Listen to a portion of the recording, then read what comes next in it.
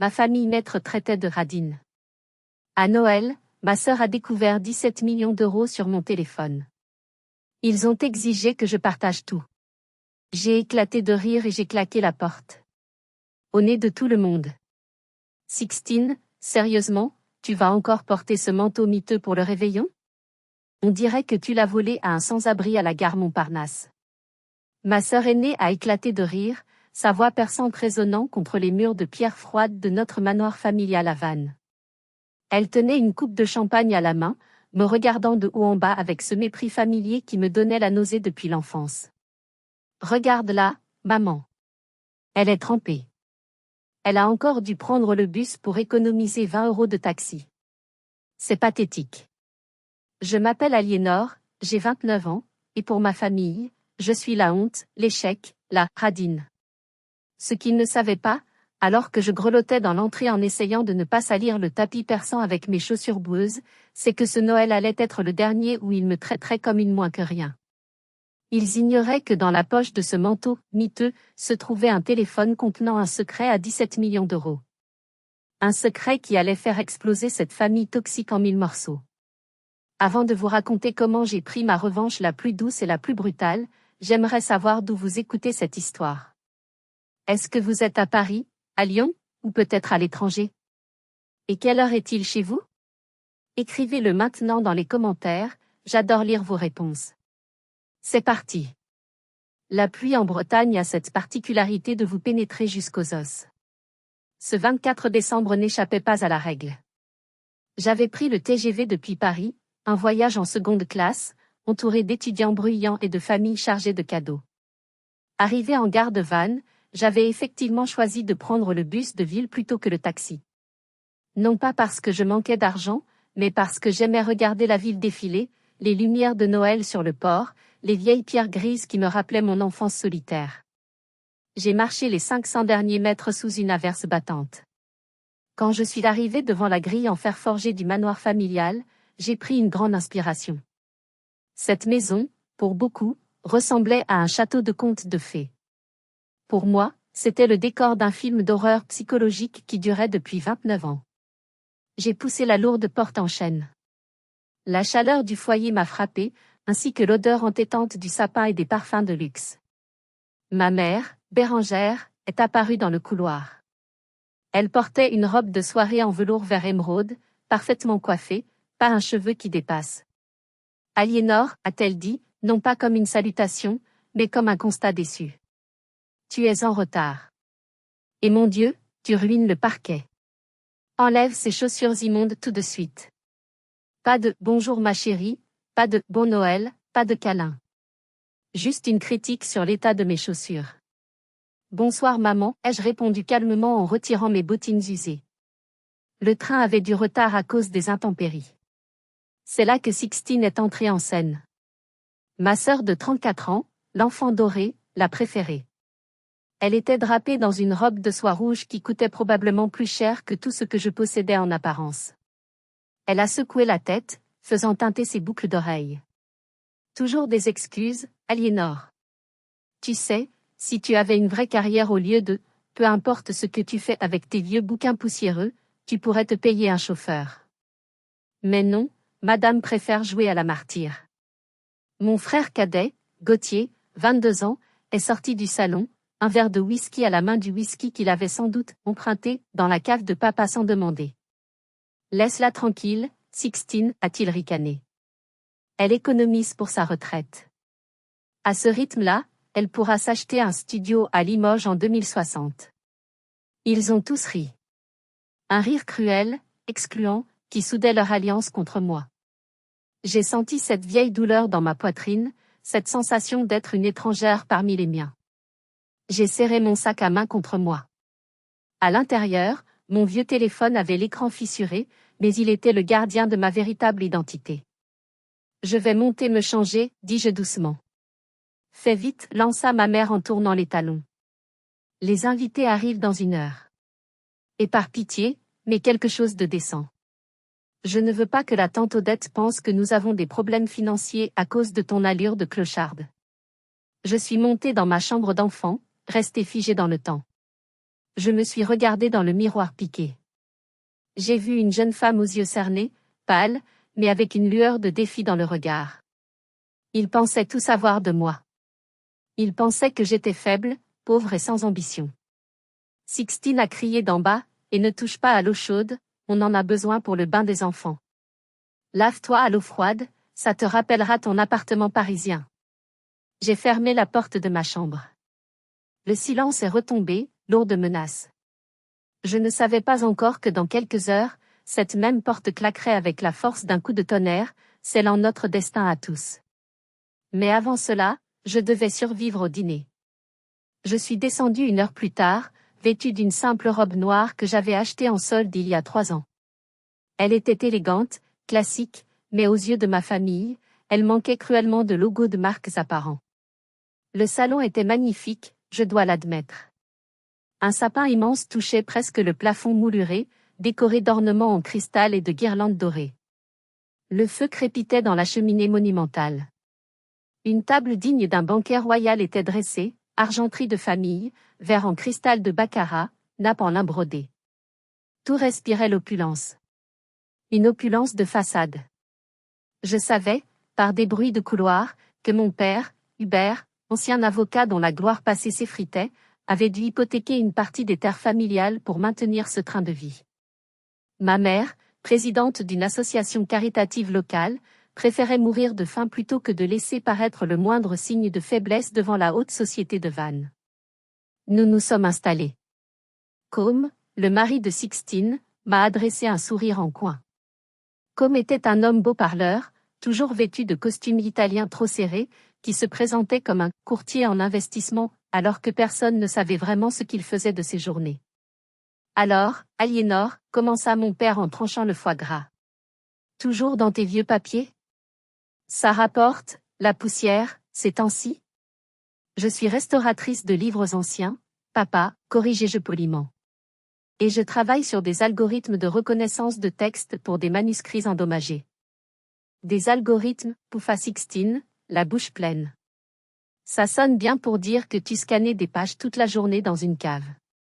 Pendant ce temps, moi, j'ai vendu 3 compositions florales pour le mariage de la fille du maire. Ça, c'est du business. Sixtine tenait une boutique de fleurs en centre-ville qui, je le savais, perdait de l'argent chaque mois. Mais papa et maman renflouaient discrètement les caisses pour qu'elle puisse jouer à la femme d'affaires prospère. C'est bien, Sixtine, dit ma mère avec adoration. Tu as tellement de goût. Tu tiens ça de moi. Le dîner s'est poursuivi, ponctué de piques sur mon célibat, mon appartement minuscule à Paris, et mon absence de bijoux. J'ai mangé en silence, habitué à être le sac de frappe émotionnel de la soirée. Puis vint le moment des cadeaux. C'était toujours le moment le plus redouté. Gauthier a offert à papa une bouteille de Grand Cru classé. Pour le meilleur des pères, a-t-il déclaré avec emphase. Je savais pertinemment qu'il l'avait volé dans la réserve d'un ami dont les parents étaient viticulteurs, car Gauthier avait dépensé tout son argent de poche dans les paris sportifs en ligne. Papa a fait semblant d'être ému aux larmes. Sixtine et Côme ont tendu une enveloppe à nos parents. Un week-end spa et gastronomie à Deauville, s'est exclamé Sixtine. C'est un petit rien, mais vous le méritez. J'ai vu Côme grimacer légèrement. C'était sûrement un cadeau payé avec une carte de crédit dont le plafond était déjà explosé. Mais maman a poussé un cri de joie strident, serrant Sixtine dans ses bras comme si elle venait de lui offrir un rein. Vint mon tour. J'ai tendu mes paquets, emballés soigneusement dans du papier craft recyclé avec de la ficelle naturelle. J'avais passé des mois à chercher ces cadeaux. Pour papa, une édition originale rare d'un code civil du 19e siècle qu'il cherchait depuis des années. Pour maman, un album photo restauré de sa propre mère, que j'avais colorisé numériquement avec une précision d'orfèvre. Papa a ouvert le paquet. Il a regardé le livre, l'a feuilleté distraitement. Ah! Un vieux livre. Merci, Aliénor. Ça prendra la poussière sur l'étagère du bureau. Il l'a posé sur la table, entre la saucière et le pain, sans aucune considération. Maman a ouvert l'album. Elle a regardé une page. C'est mignon. Mais pourquoi avoir perdu du temps avec ça? J'ai toutes ces photos dans une boîte au grenier. Elle l'a refermée immédiatement. Merci quand même. C'est l'intention qui compte, comme on dit pour les gens qui n'ont pas de moyens. Sixtine a éclaté de rire. C'est tellement toi, Aliénor. Toujours à offrir des trucs de brocante. Tu ne pouvais pas acheter un parfum? Ou un foulard Hermès? Ah non, c'est vrai, ton compte en banque est aussi vide que ta vie amoureuse. Com a ajouté, avec une fausse compassion, ne soyez pas dur avec elle. Les pauvres ont aussi le droit de fêter Noël, même si c'est avec des bouts de ficelle. J'ai senti les larmes me monter aux yeux, mais je les ai refoulées. J'ai regardé ces gens. Ma chair, mon sang. Ils ne voyaient pas la valeur inestimable du livre, ni les heures de travail sur l'album. Ils ne voyaient que le prix. Ils étaient vides. J'ai serré les poings sous la table. Si seulement ils savaient. Si seulement ils savaient ce que je cachais derrière mon bricolage et mes vieux papiers. J'ai prétexté une envie pressante pour quitter la table. J'avais besoin de respirer.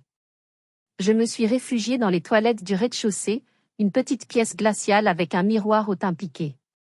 J'ai appuyé mon front contre la vitre froide. Ils avaient raison sur un point, je passais mes journées dans des caves et des bibliothèques. Mais ils avaient tort sur tout le reste. Ce qu'ils appelaient bricolage, c'était le projet de ma vie.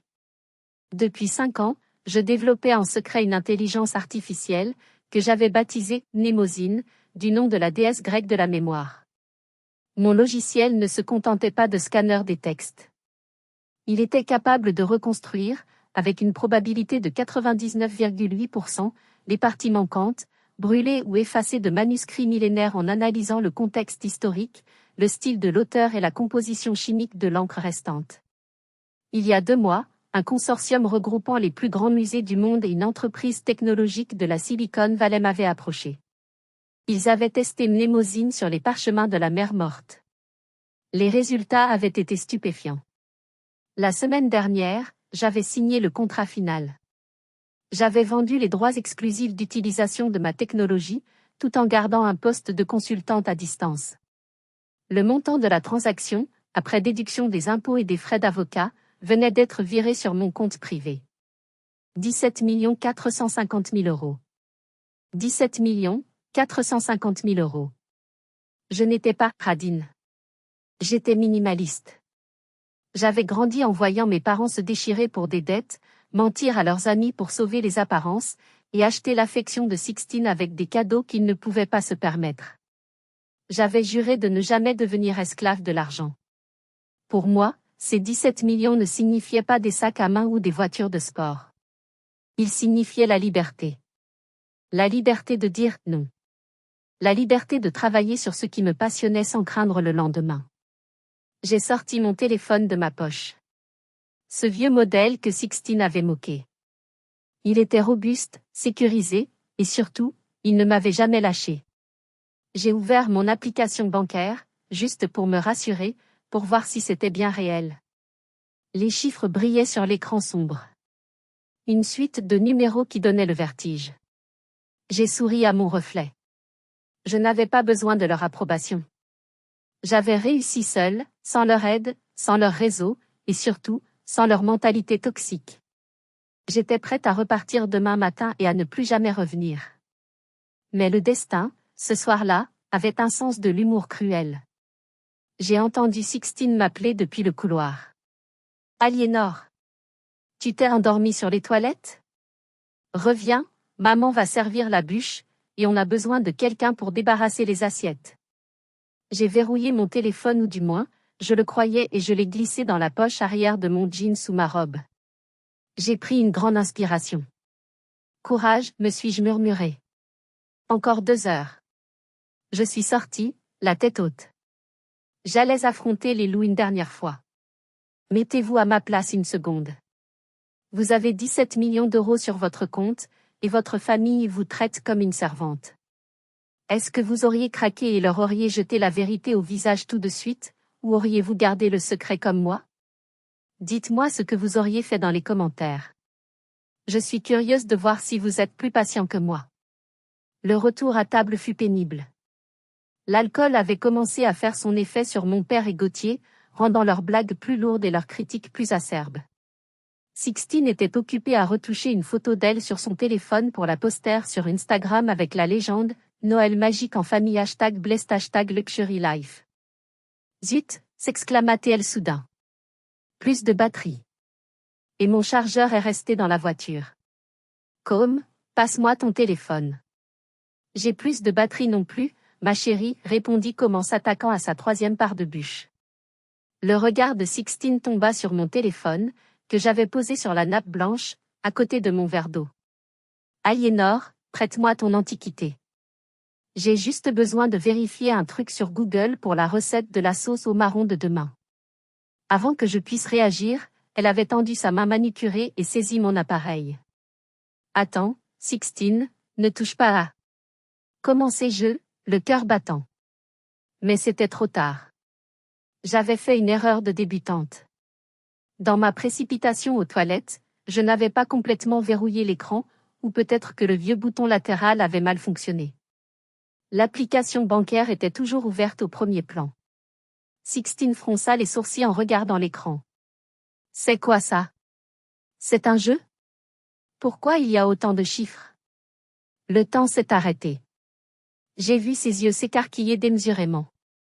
Sa bouche s'est ouverte, formant un « oh » parfait de stupeur.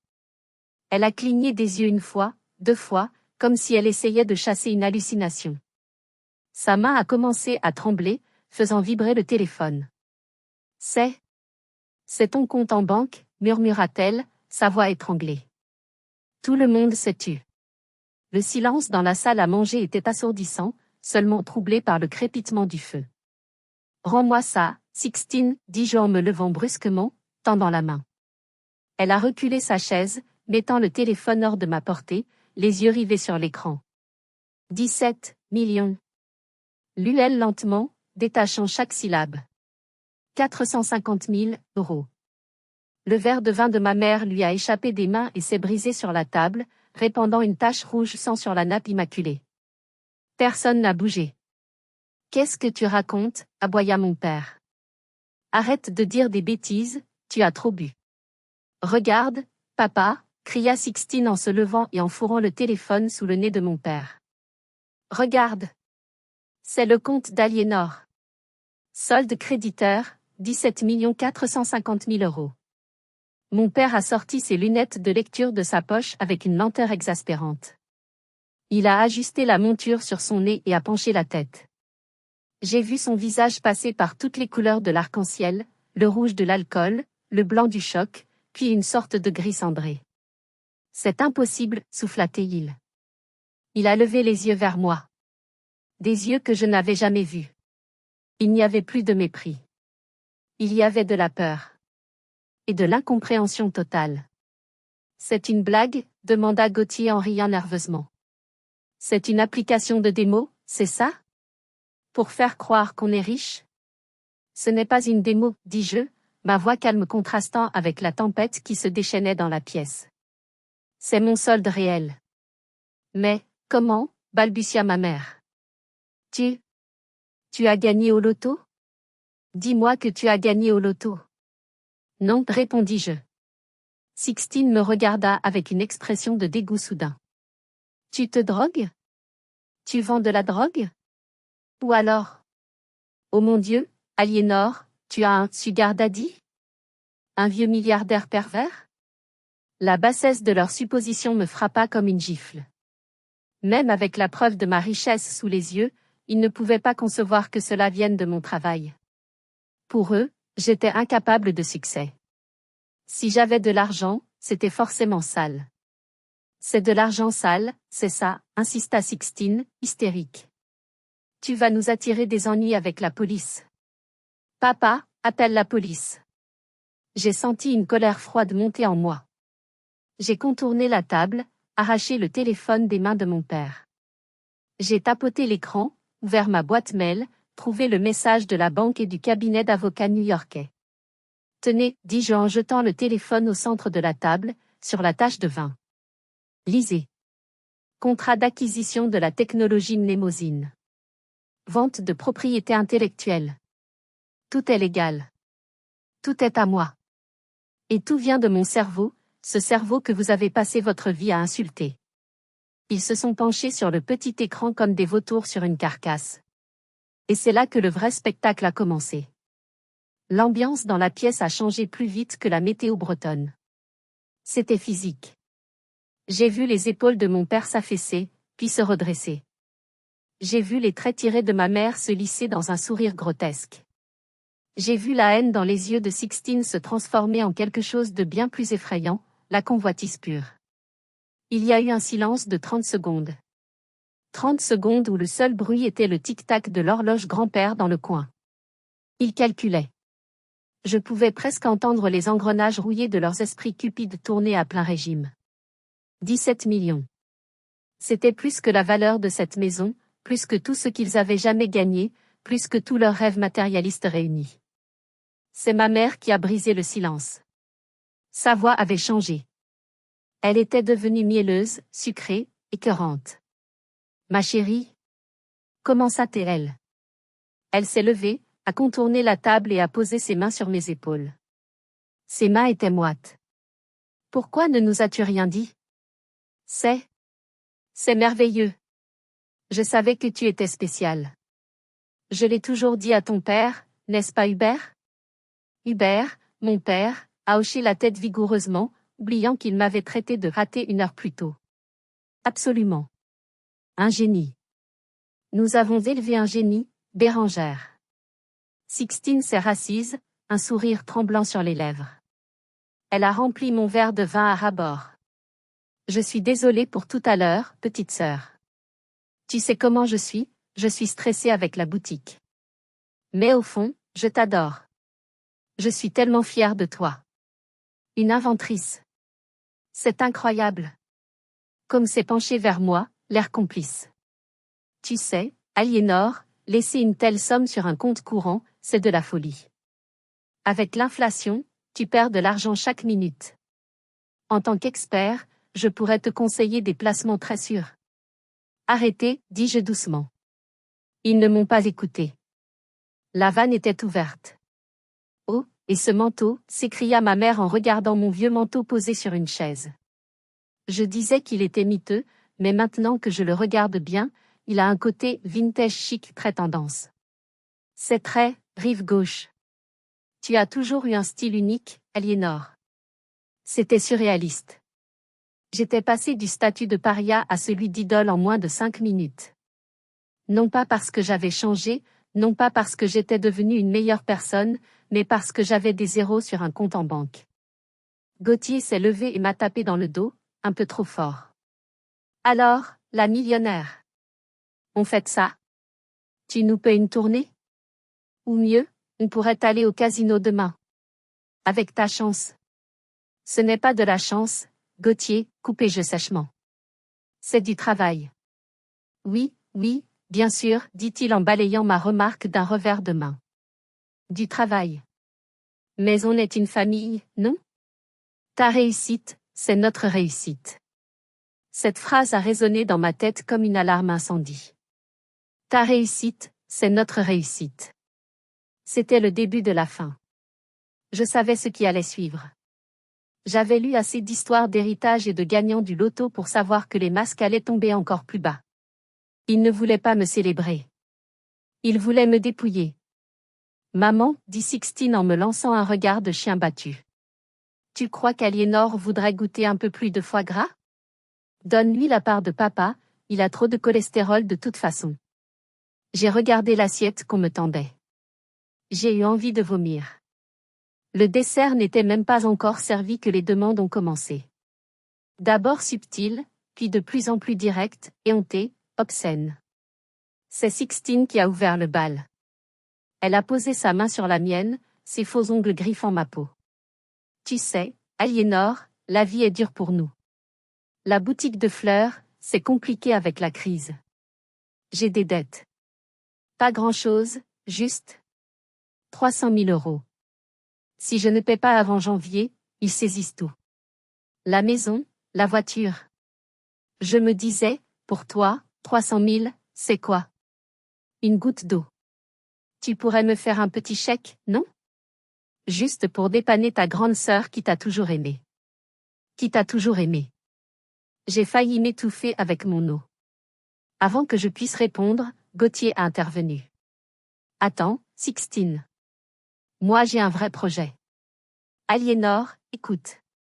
Je veux lancer une marque de vêtements streetwear de luxe. J'ai tout le concept dans la tête. Il me faut juste un capital de départ. 1 million. C'est rien. Et je te donne 10% départ. On sera les nouveaux Versace. 1 million pour des t-shirts, s'indigna mon père. Non, écoutez-moi. Aliénor, tu es une fille sensée. Tu vois bien que cette maison tombe en ruine. Le toit fuit, la chaudière est morte. Il faut tout rénover. Pour le patrimoine familial. Pour l'honneur de tes ancêtres. J'ai fait faire des devis, il y en a pour 4 millions d'euros. Avec ton argent, on pourrait refaire l'aile ouest, construire une piscine intérieure, et racheter les vignes que ton grand-père a vendues. Ça serait un investissement pour nous tous. Et moi, ajouta ma mère d'une petite voix, j'aimerais juste faire quelques voyages. Ton père et moi, on n'a jamais vraiment profité. Une petite croisière autour du monde, en première classe, bien sûr. Pour notre santé. Ils parlaient tous en même temps maintenant, leur voix se chevauchant, montant dans les aigus. C'était une cacophonie de cupidité. On pourrait changer la voiture. Et payer l'école privée des enfants. J'ai vu une villa à Saint-Tropez. Com a besoin de liquidités pour ses investissements? J'étais assise là, immobile, au milieu de cet ouragan. Ils avaient déjà dépensé mon argent dans leur tête. Ils se l'étaient approprié. Ils ne me demandaient pas, ils planifiaient. Arrêtez, dis-je, mais ma voix fut couverte par leur rêve de grandeur. Com a sorti une calculatrice sur son téléphone. Alors, si on prend 4 millions pour la maison, 1 million pour Gauthier, 300K pour Sixtine. Il te reste encore 12 millions, Aliénor. C'est énorme. Tu peux largement nous aider et rester riche. C'est gagnant-gagnant. J'ai regardé Com droit dans les yeux. Gagnant-gagnant? Qu'est-ce que je gagne, moi? À part financer vos caprices? La table s'est tue. Sixtine a froncé les sourcils, son masque de gentillesse se fissurant légèrement. Comment ça, qu'est-ce que tu gagnes? L'amour de ta famille. La gratitude. Et puis, c'est ton devoir. On t'a nourri, logé, éduqué. Vous m'avez logé, coupé-je. Je suis parti à 18 ans. J'ai payé mes études avec des bourses et des petits boulots de nuit pendant que vous payez l'école de commerce de Sixtine qu'elle n'a même pas fini. C'est du passé tout ça, s'écria ma mère. Ne sois pas rancunière, c'est laid. L'argent, ça doit circuler. Ça doit servir à ce qu'on aime. Ce qu'on aime, répétai-je lentement. C'est drôle, parce qu'il y a 1 heure, vous ne m'aimiez pas beaucoup. Vous aviez honte de moi. On plaisantait, dit Gauthier. Tu n'as pas d'humour? Je me suis levé. J'ai pris mon verre d'eau et je l'ai bu d'un trait. Ma décision était prise. Elle était cristalline. Non, Gauthier. Je n'ai pas d'humour. Et je n'ai pas de carnet de chèques pour vous. Le refus a eu l'effet d'une bombe. Leurs visages se sont déformés. L'espoir avide a laissé place à une rage sourde. Sixtine s'est levée brusquement, renversant sa chaise. Tu es sérieuse? Tu vas nous laisser dans la merde alors que tu dors sur un tas d'or? C'est dégueulasse, Aliénor. Ce qui est dégueulasse, c'est de me traiter comme une banque ambulante, répondis-je calmement. C'est là que Sixtine a sorti sa carte maîtresse. Elle est allée chercher ses 2 enfants, mes neveux, Léo, 6 ans, et Chloé, 4 ans, qui jouaient dans le salon à côté. Elle les a traînés par le bras jusqu'à la salle à manger. Les pauvres petits avaient l'air terrifiés. Regardez-les, dit Sixtine en poussant les enfants vers moi. Regardez votre tante Aliénor. Elle est très riche. Elle pourrait vous emmener à Disneyland demain. Elle pourrait vous acheter tous les jouets du monde. Mais elle ne veut pas. Elle veut garder tout son argent pour elle toute seule. Elle ne vous aime pas. Chloé a commencé à pleurer. Pourquoi tu ne nous aimes pas, Tata. J'ai senti mon cœur se briser. Utiliser des enfants innocents comme armes émotionnelles, c'était le niveau zéro de la morale. Ne dis pas ça, Sixtine, sifflai-je, ma voix tremblant de colère contenue. Ne mêle pas les enfants à ça. C'est toi qui choisis, hurla Sixtine. Si je perds ma boutique, je perds ma maison. Mes enfants seront à la rue. Tu veux voir tes neveux dormir sous les ponts? C'est ça que tu veux? Bien sûr, c'était un mensonge.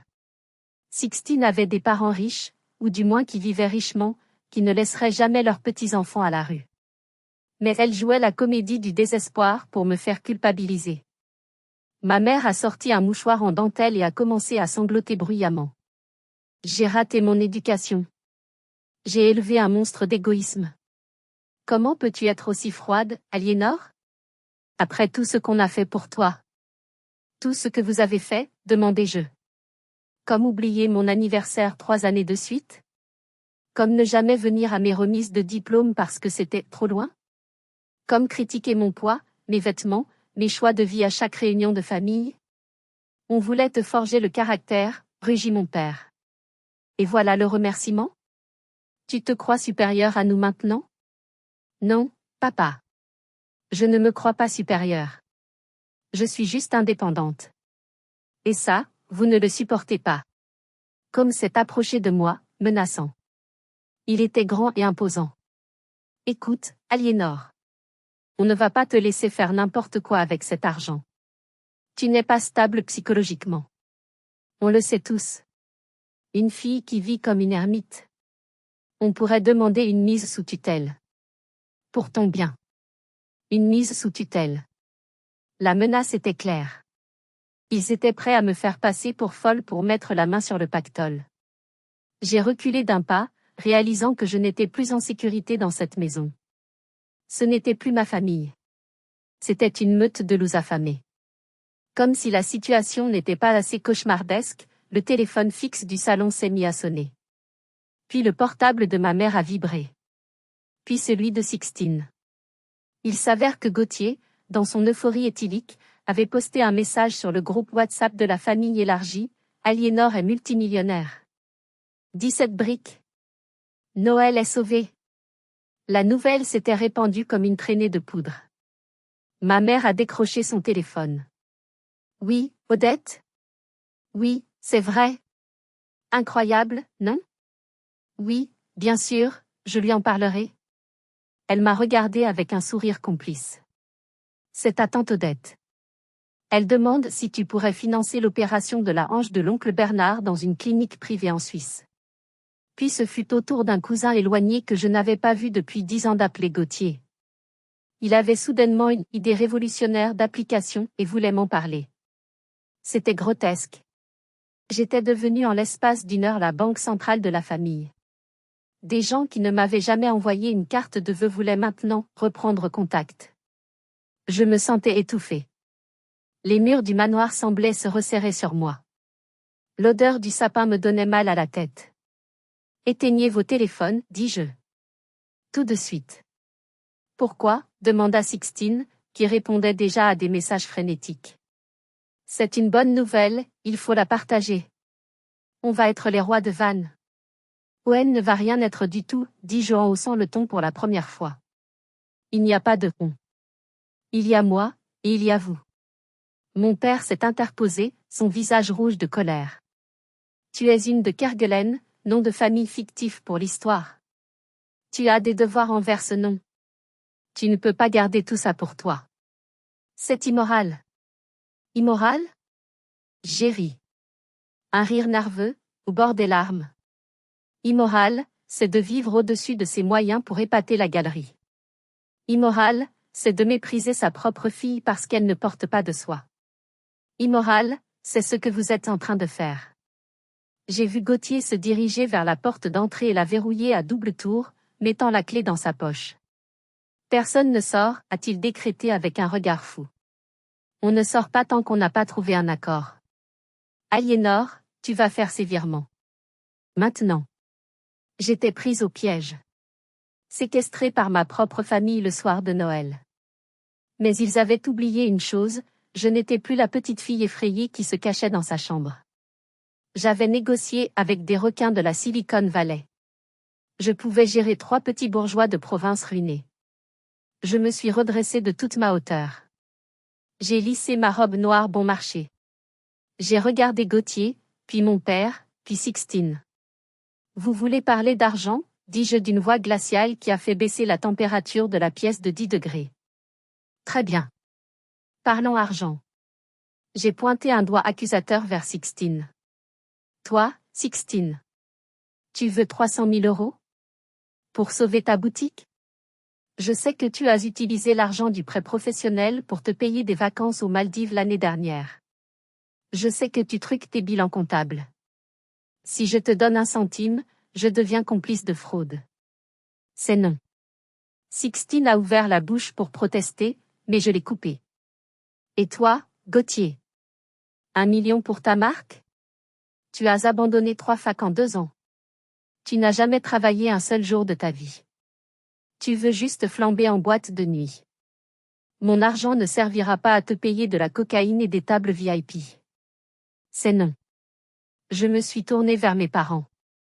Ils semblaient choqués par mon audace. Et vous? Papa, maman. Vous voulez rénover le manoir? Pour qui? Pour épater les voisins qui se moquent de vous dans votre dos? Je sais que vous êtes surendettés. Je sais que la banque menace de saisir la maison depuis des mois. Vous vouliez utiliser mon argent pour boucher les trous d'un navire qui coule déjà. Comment oses-tu? Balbutia mon père. J'ose parce que c'est MON argent, hurla-je. C'est le fruit de MES nuit blanche, de MES sacrifice. Pendant que vous dormiez dans vos draps de soie, je travaillais.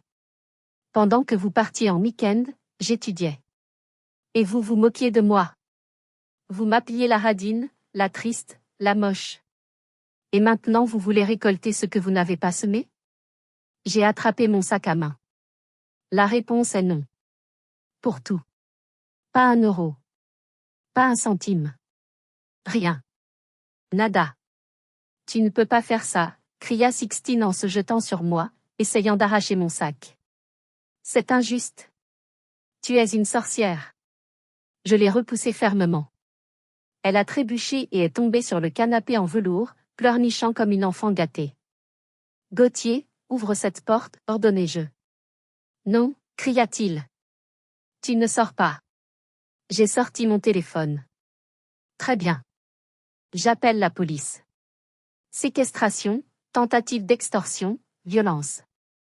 Avec mes avocats new-yorkais, je peux vous envoyer en prison avant même que la dinde ne soit froide. Vous voulez vraiment jouer à ça? J'ai composé le 17 et j'ai mis mon doigt sur le bouton d'appel, les regardant droit dans les yeux. Le bluff a fonctionné. La peur du scandale, la peur de voir la police débarquer devant le manoir, était plus forte que leur cupidité. Gauthier a blêmi. Il a jeté la clé sur le sol, vers moi. Va-t'en, cracha mon père.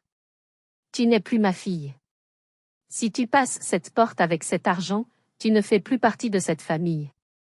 Je te déshérite. J'ai ramassé la clé. J'ai regardé cet homme que j'avais tant voulu rendre fier. Me déshériter? J'ai souri tristement. Papa, regarde autour de toi. Il n'y a rien à hériter. Juste des dettes et des mensonges. Garde ton héritage. Je garde ma liberté. Je me suis dirigé vers l'entrée. Mes mains tremblaient, non pas de peur, mais d'adrénaline pure. J'avais l'impression de m'arracher une peau morte, douloureuse mais nécessaire. Maman m'a suivi dans le couloir, agrippant mon bras. Aliénor, attends. Ne fais pas ça sur un coup de tête. On peut discuter. On peut trouver un compromis. 10%? Juste 10% pour la famille? Elle négociait encore. Jusqu'au bout. Pas un « je t'aime », pas un « reste », juste des pourcentages. Je me suis dégagé de son emprise. J'ai enfilé mon manteau, miteux. J'ai remis mes chaussures boueuses. Adieu, maman, dis-je. Profitez bien de votre week-end à Deauville. J'espère que vous trouverez un moyen de le payer. J'ai ouvert la lourde porte en chêne. Le vent et la pluie se sont engouffrés dans le hall, faisant vaciller les bougies. L'air froid m'a fait du bien. Il était réel. Il était propre. Si tu pars, ne reviens jamais, hurla Sixtine depuis le salon. Tu vas finir seule avec tes chats et tes millions. Tu seras malheureuse. Je me suis retournée une dernière fois.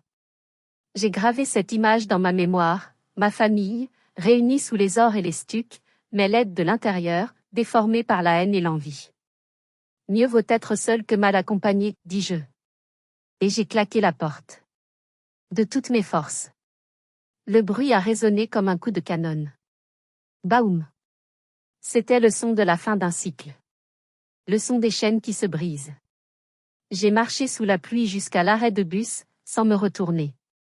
J'étais trempée, j'avais froid, je n'avais pas mangé, mais je ne m'étais jamais sentie aussi légère. J'avais 17 millions sur mon compte, mais ma plus grande richesse, à cet instant précis, c'était de savoir que je ne leur devais plus rien. J'ai passé la nuit dans le meilleur hôtel de Vannes, dans une suite avec vue sur le port. J'ai commandé un club sandwich et du champagne au room service. J'ai porté un toast à mon reflet dans le miroir. Joyeux Noël, Aliénor, me suis-je dit. Le lendemain, j'ai pris le premier train pour Paris. J'ai bloqué leur numéro. J'ai changé mes adresses mail. J'ai disparu de leur vie aussi vite que l'argent était apparu dans la mienne. 6 mois ont passé depuis cette nuit fatidique. Vous vous demandez sûrement ce qui est arrivé à ma chère famille? Le karma, comme on dit, a fait son travail avec une précision chirurgicale. Sans mon aide financière, le château de cartes s'est effondré. La boutique de fleurs de Sixtine a fait faillite en février. Les huissiers ont tout saisi. Elle a dû vendre sa maison et sa voiture de luxe. Son mari, Com, l'a quittée quand il a réalisé qu'il n'y aurait plus d'argent à gratter. Il s'est avéré qu'il avait lui-même des dettes de jeu considérables. Sixtine vit maintenant dans un petit appartement HLM en périphérie de Vannes et travaille comme caissière dans un supermarché. Ironie du sort, elle porte maintenant des vêtements bon marché, non pas par choix comme moi, mais par nécessité. Gauthier a eu des ennuis avec la justice. Ces histoires de drogue et de petites arnaques l'ont rattrapé. Il a été condamné à des travaux d'intérêt général. Il vit à nouveau chez nos parents, dans une ambiance que j'imagine toxique à souhait. Quant à mes parents, le manoir a été mis en vente judiciaire. Personne n'en voulait au prix qu'il demandait. Il a été bradé pour rembourser les créanciers. Ils ont dû déménager dans une petite maison mitoyenne. Le coup le plus dur pour eux n'a pas été la perte d'argent, mais la perte de leur statut social. Tout Vannes a su qu'ils étaient ruinés. Leurs amis, de la haute, leur ont tourné le dos. Ils sont devenus ce qu'ils méprisaient le plus, des pauvres. Ils ont essayé de me contacter par le biais d'avocats, invoquant l'obligation alimentaire envers les parents. Mais mes avocats, les meilleurs de Paris, les ont contrés en prouvant des années de négligence émotionnelle. Ils n'ont rien obtenu. Et moi? J'ai quitté Paris. J'ai acheté une vieille bergerie en Provence, au milieu des champs de lavande et d'oliviers. Je l'ai rénovée moi-même, pierre par pierre. C'est simple, c'est beau, c'est calme. Je continue à travailler sur Mnemosyne et d'autres projets d'IA pour la préservation du patrimoine. J'ai créé une fondation anonyme qui offre des bourses à des étudiants brillants issus de milieux modestes qui n'ont pas le soutien de leur famille. Je n'ai pas acheté de Ferrari. Je conduis une vieille Jeep. Je porte toujours mes jeans confortables. Mais je mange bien, je dors bien, et je suis entouré de vrais amis qui ne connaissent même pas l'étendue de ma fortune. L'autre jour, j'ai reçu une lettre manuscrite de Sixtine. Elle avait réussi à trouver mon adresse postale. Elle s'excusait, disait qu'elle avait changé, qu'elle regrettait, et finissait par me demander juste 5 000 € pour payer un avocat pour son divorce. J'ai lu la lettre. J'ai regardé le soleil se coucher sur les collines du Luberon. J'ai souri. J'ai pris la lettre, je l'ai mise dans la cheminée, et j'ai regardé le papier se consumer. C'était ma seule réponse. Si mon histoire peut vous apprendre une chose, c'est celle-ci, l'argent ne change pas les gens, il les révèle. Il agit comme un amplificateur. Si vous êtes généreux, l'argent vous permettra de donner plus. Si vous êtes pourri de l'intérieur, l'argent fera pourrir tout ce qui vous entoure. Ma famille n'est pas devenue monstrueuse parce que j'avais 17 millions. Il l'était déjà. L'argent n'a été que le catalyseur qui a fait tomber leur masque. Je ne regrette rien. Ni d'avoir économisé, ni d'avoir pris le bus, ni d'avoir claqué cette porte. Ce claquement de porte a été le son le plus doux de ma vie. C'était le son de ma dignité retrouvée. Aujourd'hui, quand je regarde mon compte en banque, je ne vois pas des chiffres. Je vois des années de sécurité. Je vois la possibilité de dire « merde » à ceux qui me manquent de respect. Et ça n'a pas de prix.